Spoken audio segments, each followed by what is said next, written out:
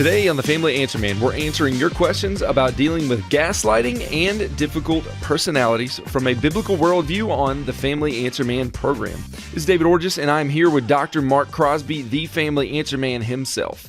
This time is designed to answer questions commonly asked both in the counseling and church setting, and our goal is to answer general questions from a biblical worldview through the lens of our collective years of experience and education to help you, our listeners, have a stronger, healthier, and happier family.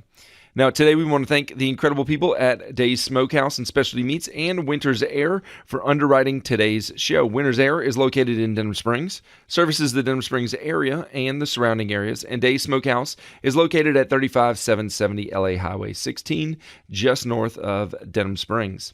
Now, the Family Answer Man is not a therapy session, and this is not specific advice to your situations. We believe that mental health is a very serious issue. Family dynamics can be and often are very complicated and dynamic. So for in-depth answers to your unique situation, to your questions, we encourage you to seek professional counsel.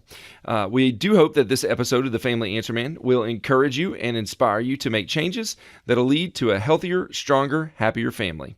I am David Orgis, and again, I am here with Dr. Mark Crosby, the Family Answer Man himself. And Dr. Mark, we are going to be talking a little bit about Merriam-Webster's word of the year. Yes. Pretty common, popular word right now. Yep. It's gaslighting. Yep. And so that's going to be fun. I know a lot of people are talking about gaslighting. It's getting a lot of buzz in pop culture right now. Oh, yeah. And have you ever seen trends like this before where psychological either terminology or events or characteristics kind of pop up in pop culture? Yeah, what happens is that a person will come across a particular diagnosis or phrase or word or description of something that they feel fits their particular situation, and all of a sudden it kind of takes off like wildfire, so to speak. I mean, years ago, and I'm not saying this is not a reality to some degree because this is a real diagnosis, but years ago, back in the 90s, everyone had ADD. Everybody, yes. Any child that could not sit, still for more than 3 minutes had ADD, and everybody had ADD, and ADHD, and everybody had ADD. Well, the reality was not everybody had ADD, but it was something that kind of took off, and any child that again wanted to play outside, any child who wanted to run and have fun had ADD, right? And so that took off, and then a few years later, everyone was diagnosed with some sort of bipolar. Everybody had bipolar. If you had any different type of way of looking at things or any type of strange way of doing things, or you were just a little bit different from the quote-unquote norm, you were bipolar. And then everybody had narcissism. Everybody was a narcissist. Anybody you didn't like, they were a narcissist. Well, now it's gaslighting. So you begin to see that, again, these trends begin to take place as people begin to understand and pick up on various psychological words and phrases or definitions or descriptions, and they begin to just take it and run with it, even though in most cases the diagnosis is not accurate in what they're saying about another person. So with that being said, and we're going to get further into our first question that was written in today, but when it comes to these diagnoses, these words, they can be picked up from pop culture and just run with. Right. Do you feel that in your experience, you've been in mental health for 30 years. 30 years. Mm-hmm. In your experience, are these things that are signs that people are becoming more aware of and really engaging in mental health, or do you find that they're more picked up kind of on the periphery? I think they're kind of picked up on the periphery. I think what happens is, again, especially with social media, and also, a lot of, popular programs like Dr. Phil and Dr. Laura, they see these things and they hear these words and they go, wow, that looks like my brother-in-law. Wow, that looks like my neighbor. And they begin to share these words, or they'll share with a friend, oh, that sounds like your husband sounds like he's a narcissist or whatever. And he may be.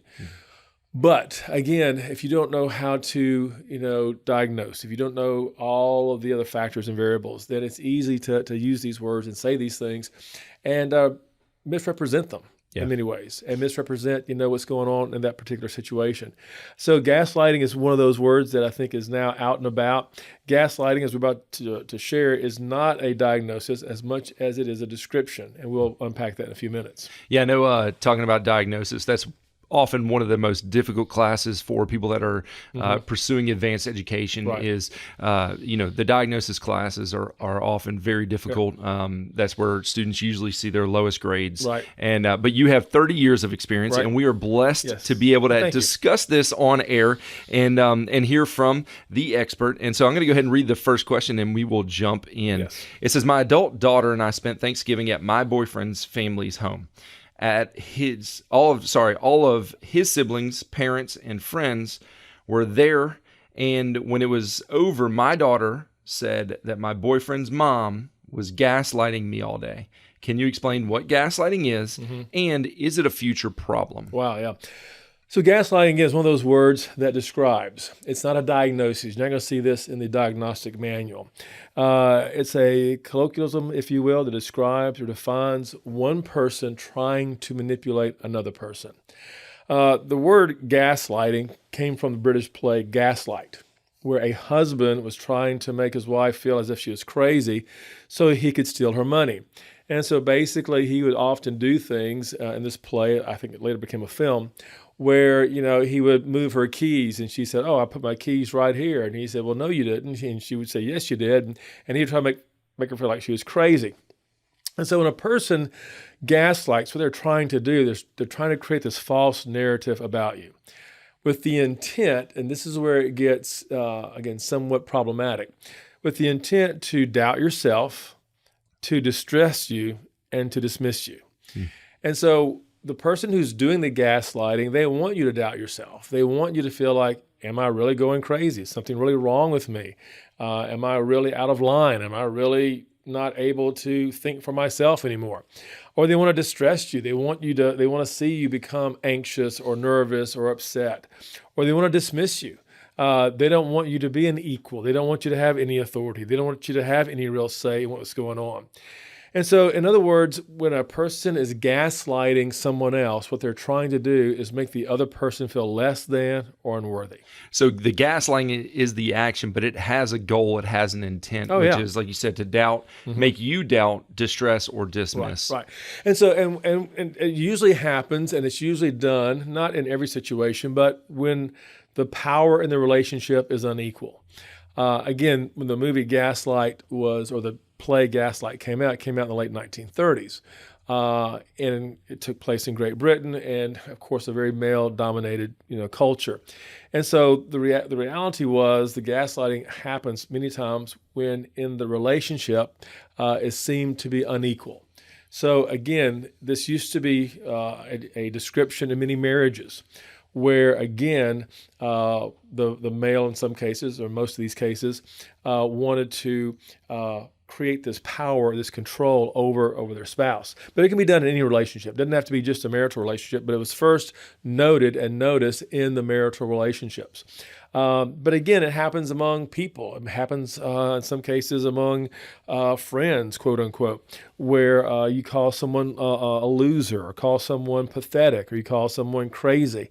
That's a version, if you will, of gaslighting, where you say something very condescending, very demoralizing, in a way to make this person feel unworthy or make this person feel as if they have no real value.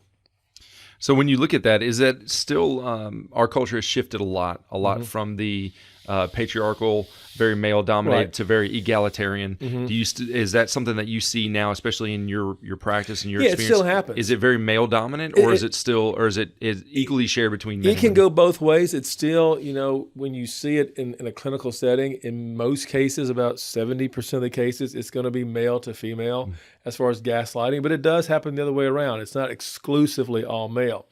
But it can be done subtly by dismissing someone, by dismissing their opinion, dismissing their thoughts, dismissing their ideas, or deriding someone. In this particular case, I'm not sure what happened because I wasn't there, but if a daughter noticed what was going on, obviously she was noticing that some of these family members, this mother-in-law, whomever, was saying some things that were definitely deriding, very derogatory. And we do that in some cases if we're not careful. We may say something about someone's occupation, and it may come across like, "Oh, that's all you do? or whatever. Or we say something about someone's education. Well, you mean you didn't finish college, or you didn't get that degree, or you didn't further your education, or you never went to college, or something along those lines. Or we may deride a person's political affiliation. We may say things like, I can't believe anybody would be a part of that particular, political party. Or sometimes, for our listening audience, please hear this. Sometimes we do this between churches. Our church does this, but your church doesn't.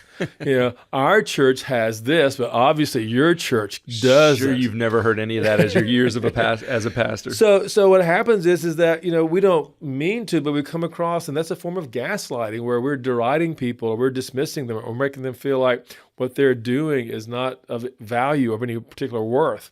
And so the gaslighter basically, again, wants to minimize the other person's self-worth. They want to deride that person's worth. Again, I think the movie that many of our audience has watched, and again, I encourage the TV version, is Meet the Parents. Yeah. Meet the Parents. It's a fun movie to watch. I think many of us who watched that movie could relate to that particular situation. But for those of you who didn't see the movie, you have Ben Stiller, the actor, who plays Greg Fokker. And he's about to meet his future father-in-law, Jack Burns. And Jack begins meeting, his future son-in-law by gaslighting him. Notice what he does. He talks about Greg's occupation. Greg is a male nurse, and he kind of really derides that, to everybody he meets. He derides the car that Greg drives. I think even derides, where Greg is from. And so then, Greg comes into the kitchen one morning, and all the other family members are there, and they're all doctors. And they begin to kind of, gaslight him a little bit. So the reality is that whenever you put down someone on their occupation, their education, their church affiliation, whatever it may be, that is a form of gaslighting. Okay. And we may not think of it in those terms, but anytime you try to deride someone's self-worth, self-esteem, anytime you try to deride someone's value or what they've accomplished or anything along those lines, then that is a form of gaslighting. In many ways, it's a way of manipulating by trying to accuse someone that what you're doing is weird or wrong or strange or different. Even in our Thanksgiving meal, for example, if a person puts, potato salad in their gumbo, someone will say, "Ooh, that's gross." Well, okay, but that's maybe how they eat their potato salad and gumbo. But I think the best thing, the point is to be as gracious as we possibly can, to be as accommodating, to be as complimentary, to be as enthusiastic as we possibly can to those around us. When you read the New Testament, you see that this is what we're called to do. We're called to be gracious, called to be kind, we're called to be long-suffering and all these other things. Because if not, we can come across as very cruel, very deriding, very mean-spirited, and using, again, the famous word of the day, we come across gaslighting. So and when you see people and you hear of people that are gaslighting, you find that most often they try to then hedge their bets. Oh, I never meant it that way, or well, we're about to get to that because when you call the gaslighter out, that's a form of deflection. So again, but bottom line, gaslighting is manipulation. It can lead to emotional abuse. So this is why this person is asking me or asking the question about maybe their future. My concern would be if this is not addressed, if this is not understood, that gaslighting can lead to even further emotional abuse. Because once you're invested with a gaslighter, if you will, you're going to hear or see three things, kind of what you were saying a while ago. One of the things you'll hear from someone who does a lot of gaslighting is, well, you have no right to feel that way. And what they're saying is, I'll tell you how to feel. So if you say, hey, that hurt my feelings, or that bothers me, or that was a little uncalled for, that was cruel, or that, they'll say, well, you have no right to feel that way. I will tell you how to feel is what they're saying. And so now they're causing that person to doubt their emotions. Secondly, they will deflect. That's what you were referencing a while ago. So if you start defending yourself and saying, well, that's not, appropriate or whatever, or that's not true, I went to a pretty good college or whatever, and they'll try to deflect by then pushing back even more on you. or saying that that's not what I meant, you're just now paranoid, or that's not what I meant, you're just now, not educated enough to understand what I was saying, or something along those lines. So they'll try to up the ante, if you will. Thirdly, if you remind them of their mistake. In other words, if you say, but didn't you do that 2 weeks ago? Didn't you forget your keys 2 weeks ago? Just because I forgot my keys today, you forgot your keys 2 weeks ago. So does that mean that you're losing your mind also? And then what will happen is they'll say this. The gaslighter will say, but that never happened. That never happened. That never happened. So if you show proof that it happened, if you have it on video, if you have it recorded, if you have it on your text message, then they get angry and then they deflect even more. So here's the point. When you feel you have to record everything you say around someone, you're probably dealing with a gaslighter, okay? Gaslighters don't want you to listen to them. They don't want to listen to you. They only want you to listen to them. They don't want to listen to you. They believe that they're above you. And in most cases, they struggle, and here we go, with narcissistic personality disorder. Narcissists use gaslighting to do two major things: to protect their ego and to protect their entitlement.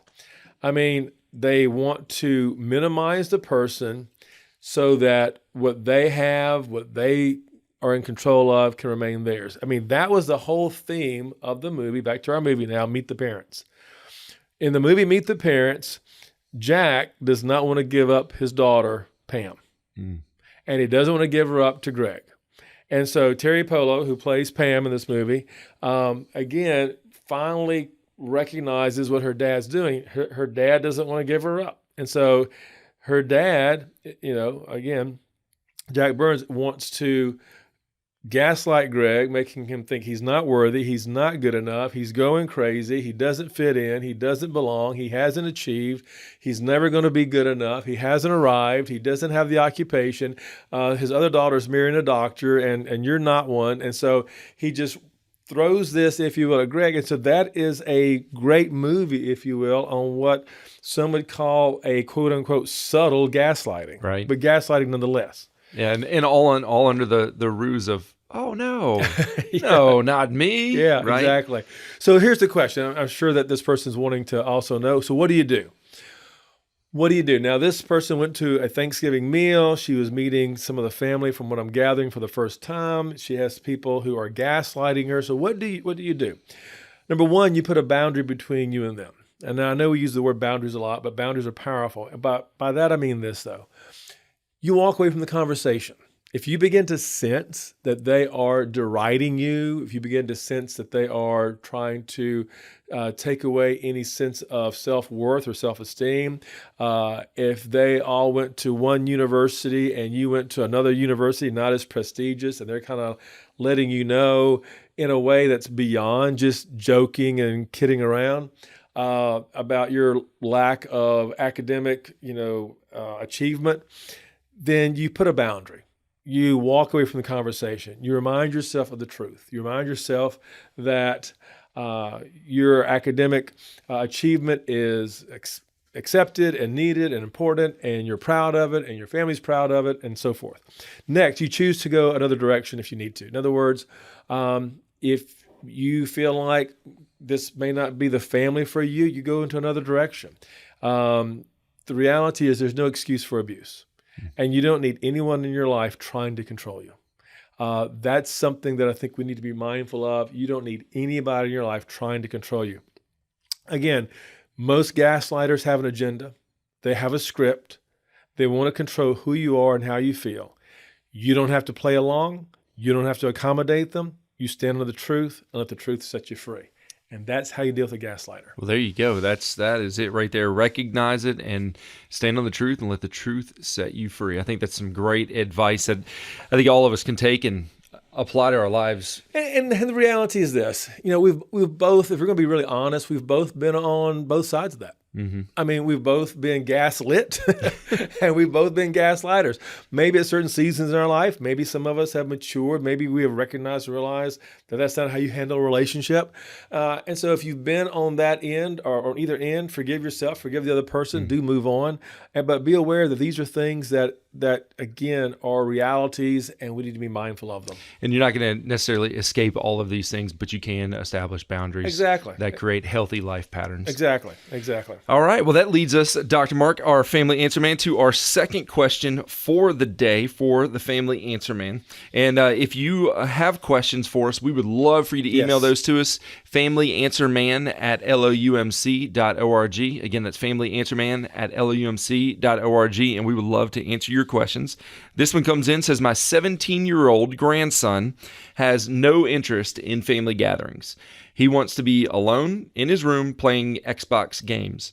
No matter which house we're at or how much we invite him to be a part or how much we praise him, he tells us that he just likes to be alone. He was tested for autism by the doctor, and the doctor said that he doesn't meet the criteria for autism. Wow. So is this normal, and what can we do? Well, here's the thing. The word normal is a word that we don't like to throw around too terribly often. I think the word healthy is sometimes a better word. And so what I mean by is it healthy? Well, I think, first of all, we are, in general, wired to be in relationships. However, with that being said, there are some personality types that just do not have the need, if you will, or the desire to be in any real deep, personal, intimate relationship. And we call these individuals basically are schizoid personality disorder. Schizoid personality disorder. Now, the reason why I think this person perhaps was tested for autism is because autism sometimes shows some very similar characteristics. But for the schizoid personality disorder, we kind of break that down. There's 7 areas, if you will, 7 criteria that need to be met for a diagnosis of schizoid. It sounds like, again, this grandson may have some of those. But again, I'm not diagnosing. I'm just simply saying it sounds like some of these things may be at play here. They need to get checked out. They need to maybe receive professional help. But here are the personality disorder diagnose or symptoms, if you will, for this diagnosis. Number 1, these individuals rarely react to others. In other words, they're indifferent to what others are doing. So this child may be in his room playing, video games, and everybody else may be, in the living room, playing video games. But he doesn't want to come out and play with them. He's just indifferent. He doesn't really care what they're doing. He's just focused on what he wants to do. Others may be, playing football outside. He may be just as happy inside reading a book or, tinkering with something or putting a model together or something along those lines. So he's really indifferent as to what others are doing. For a lot of kids growing up, a lot of teenagers, they want to be where everybody else is. Hey, everybody's going to the ball game. Everybody's going to the skating rink. Everybody's going to the wherever. I want to go too because everybody's going to be there. These kids aren't that way. They're not interested in being where everybody else is. They're indifferent to what others are doing. Number 2, they prefer solitary activities. So again, if this grandson is loving just being alone in his room, playing Xbox or video games or whatever, that is definitely what schizoid personality individuals love to do. Be alone, playing games, reading books, doing puzzles, working on cars maybe for older kids who are older, practicing music. These are the kids who can practice their guitar or their piano or whatever for hours on end and love every minute of it. They just sit at the piano and they will play from 6 p.m. to midnight. They'll get in their room and play their guitar, and these are the ones that come on the stage and they just wow you with their musical skill because they've been practicing for hours. Everybody else is at the Dairy Queen. Everybody else is playing football. Everybody else is hanging out with their friends. These individuals are practicing their music or whatever. I'm glad you brought that up too, because a lot of times the question specifically talked about he's playing Xbox, playing video games, and that's culturally can be kind of painted into an automatic negative light. Right. Whereas if you're reading a book or if you are practicing music, those are automatically painted into a positive light. But they can also both be indicators of similar patterns. I've met some of these kids, especially 12, 13, 14 years old. I have literally known of them to be alone, sitting in their room, reading a dictionary. Seriously. And they have the vocabulary, that's beyond most PhDs that I know. It's just amazing, but that's what they'll do. Number 3, they have no interest in intimacy. In other words, closeness is not being close to someone, being intimate, if you will. Sharing secrets and sharing, some interest is not a priority for them. So that's a third symptom of this particular personality. Number 4, they enjoy very few activities other than their hobby or their few hobbies. In other words, if they like, working on a car, they're not going to get out there and play a game of basketball. If they like working or studying on, their particular music theory, they're not going to be interested in dating. They just have very few interests in any other activity than their own hobby. You cannot motivate them by praise or shame. They're indifferent. If you try to shame them to, everybody's doing this and what's wrong with you? They don't care. Or, hey, you're really good, at this. Why don't you come out and be a part and show us how well, show others how well you can play, or show others, how you learn to play so well. Teach others. No, praise and shame, they're indifferent. Generally, they have a cold, flat affect. They may smile occasionally. They may pout occasionally, but generally it's a very cold, flat affect. And affect is just the way that we present ourselves. Their countenance, right? Just it's what some would call, and maybe this is not a good phrase for our listening audience, but the poker face. Okay, it's just that flat affect. You can't. There's no expression. You cannot read them, if you will. They have the same cold, flat affect.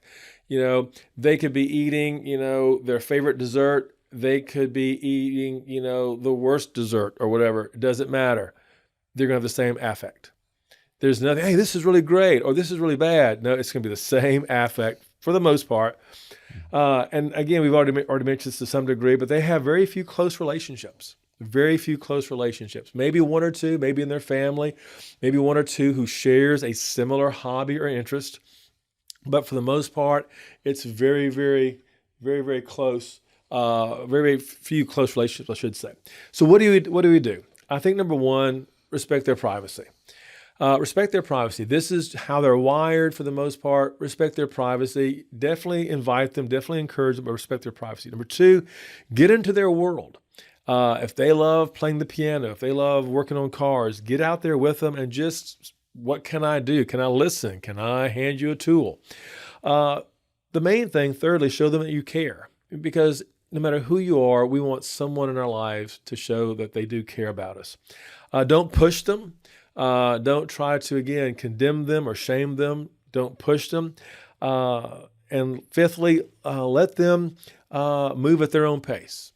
Let them move at their own pace. And so if you do that, especially as a grandparent, and grandparents can be good at this, you can still have them in your life, but just sometimes you have to do it on their terms. And that's basically if, again, the schizoid personality is, if that indeed is a diagnosis that later is discovered. Well, that's great advice, because it even if somebody is diagnosed with, schizoid personality disorder, that doesn't mean that they never want to have anything to do with you at all. Right. There are ways that you can exactly engage with them and build that intimacy that you're looking for that isn't natural to them, but that they don't inherently want to push away. Exactly. It's just finding a way to open up those doors. Exactly. So again, I hope this helps our listening audience. And again, for our churches out there, if ever we can be of some help to you through a conference or through a seminar, please, get in touch with us. If you have questions out there, let us hear from you. We would love to hear from you, especially during the holidays.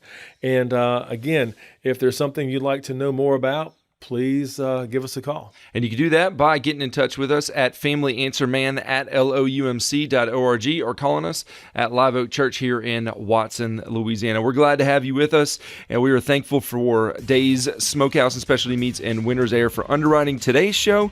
And we hope that today's episode of the Family Answer Man will encourage you and inspire you to make changes that'll lead to a stronger, healthier, and happier family.